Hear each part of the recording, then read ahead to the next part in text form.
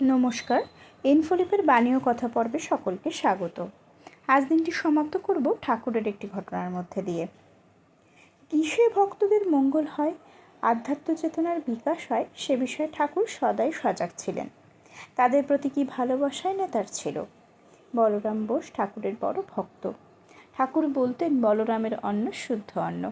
একদিন দুপুরবেলায় পরিবার সহ বলরাম নৌকা করে ঠাকুরের সঙ্গে দক্ষিণেশ্বরে দেখা করতে এসেছেন।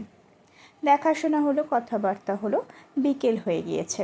এবার ফিরে যাবার পালা। ঠাকুর নিজে চাঁদনির ঘাটে এলেন বলরামদের নৌকায় তুলে দিতে। হাসতে হাসতে বললেন, আবার এসো গো, সব আবার এসো। নৌকা ছেড়ে দিল। ঠাকুর একদৃষ্টে তাদের দিকে চেয়ে রইলেন। হঠাৎ কোথা থেকে এলো দমকা হাওয়া। অন্ধকার হয়ে গেল, ঝড়ের মতন উঠল। ঠাকুর চঞ্চল হয়ে পড়লেন। নৌকা তখন হাওয়ায় হেলছে দুলছে। টালমাটাল নৌকার দিকে তাকিয়ে অস্থিরভাবে যাকে দেখেন তাকেই বলেন, ওগো কি হবে গো, কি হবে? বলরাম কি শেষে জলে ডুবে মারা পড়বে কাচ্চা বাচ্চা নিয়ে? হায় হায় বাছারে, কি হবে গো, কি হবে? যতদূর নৌকা দেখা গেল অধীরভাবে সেই দিকেই তাকিয়ে রইলেন। ঘরে ফিরেও স্বস্তি নেই।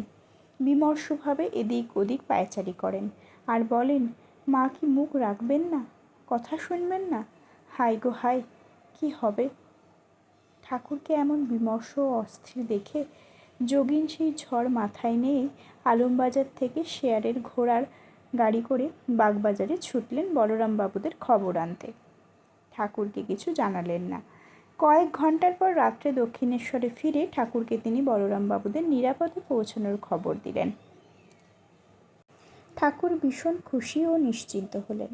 যোগিন বললেন, আপনার আশীর্বাদে তারা সবাই ভালোই ভালোই বাড়ি পৌঁছেছে।